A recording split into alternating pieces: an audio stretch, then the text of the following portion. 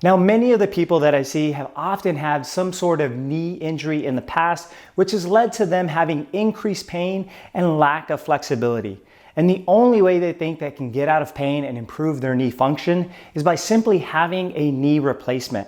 But I'm here to tell you that not everyone is appropriate for this procedure, and there are some effective exercises that you can be doing to help determine if this procedure is right for you. And in today's video, I'm gonna go over some of the top exercises that you can work on to help avoid knee replacement. Let's get started.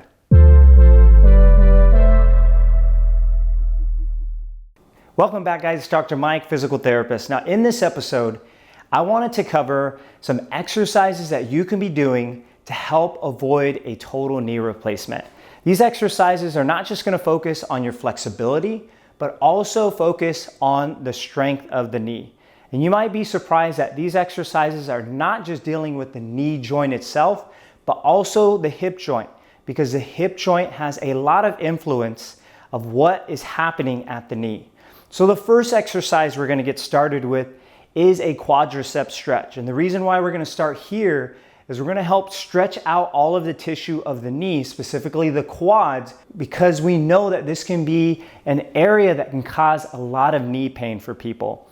Now, as you can see here, I have a towel, and the reason why I have a towel is if you're someone that's currently dealing with this now, more than likely, you're gonna have a hard time pulling that knee behind you.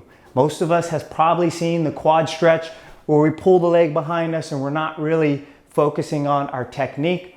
But when we use a towel for support, this will allow us to really focus on our posture and our position. And I wanna really go over some subtle tweaks with this exercise because this can make the world of a difference here. So you're gonna simply use a small bath towel and you're gonna wrap it kind of underneath the shin there. Okay, now what I'm gonna do is I'm gonna place my knee in line with my hip, okay? It would be no good for me to just pull my heel up towards my bottom because I'm not fully putting that quadricep on stretch. So what I wanna try my best to do is get that knee in line with my hip as much as possible, almost like you see a nice straight line there. Using the support of the towel, I'm gonna be pulling my heel up towards my bottom. I'm just gonna do my best to stand up nice and tall. And if you really wanna focus on feeling a stretch on the front of the hip and on the quadricep, you can focus on tightening up that right glute muscle there. That's gonna really help emphasize really getting that nice knee flexion there, okay? Now, you can hold this stretch from anywhere between 30 to 60 seconds. And obviously with all of these exercises, even though you're focusing on whatever knee that you're most painful with, you're also wanting to do the other side as well.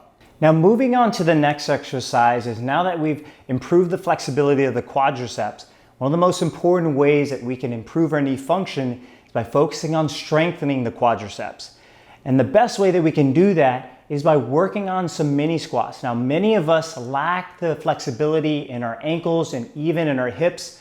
So just going into a mini squat or a squat might be difficult for us. But if we elevate our heels up using a slant board like we have here, this can be a great introduction to starting to implement some type of squat pattern. This is one of my favorite ways that you can strengthen the quadricep muscles. So I'm gonna step onto this slant board, and what I'm gonna do now is notice I'm actually holding on for support. So when you're starting off with this, and if you've never done this before, it is totally okay to be holding support.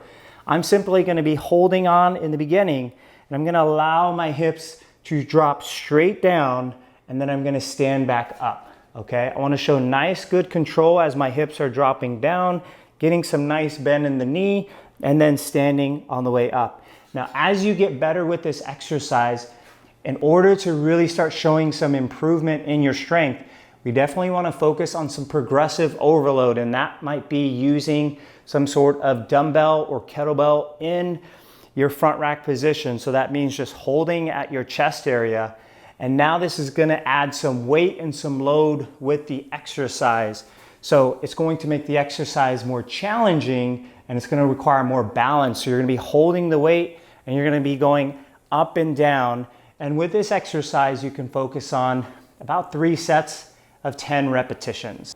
Now we're going to continue on building stability and strength through the knee with the next exercise, which is going to focus on strengthening of the calf muscles. These are the muscles on the back of the lower leg, which cross the knee and can provide great stability for the knee. So we're going to work on a simple heel raise. What you're going to do is you're going to be facing, holding on to support, and you're going to keep your leg straight as you go all the way up on your tippy toes.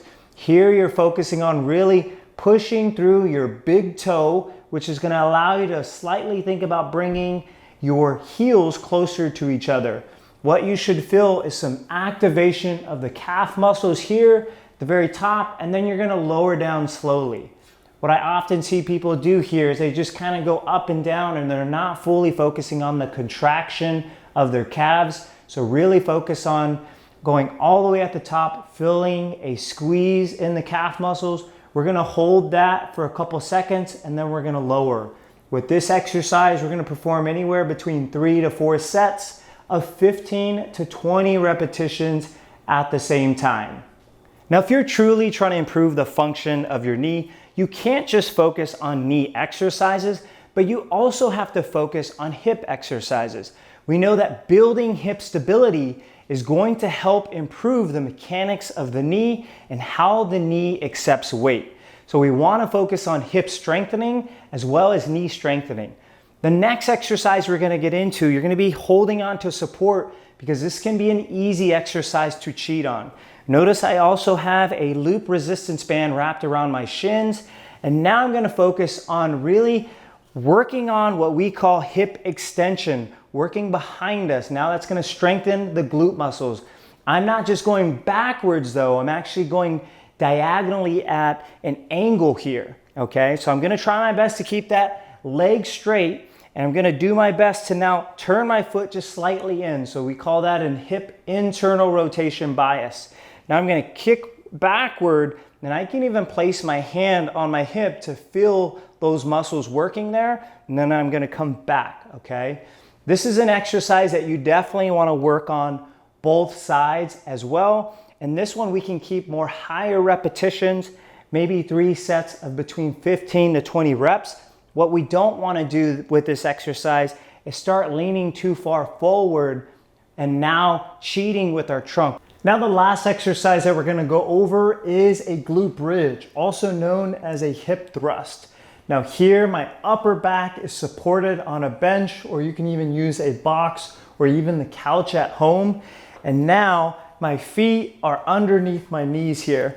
The best part about this exercise is I'm getting a nice good hinge in my hips, but now as I bring my hips all the way up towards the ceiling, I get some great activation through my posterior chain. These are my glute muscles, my hamstrings, and even my calf muscles here. 3 sets of 10 is a great way to start off with this exercise. And really, if you need to use your arms for support on that bench here, you're just gonna focus on going upward, trying to get your hip extended where your hip is in line with your knee. You can hold there for a couple seconds, and then you're gonna lower down slowly. Here you're thinking about driving your hips up as you push those heels down into the ground and then come back down. There you have it. Those are some effective exercises that you can focus on to help improve the knee function and reduce your chances of needing a knee replacement. Now, if you want more information on how to improve your knee mobility or your knee strength, take a look at the videos I made up here. In the meantime, to support my channel, please hit that subscribe button, and I'll see you in the next one.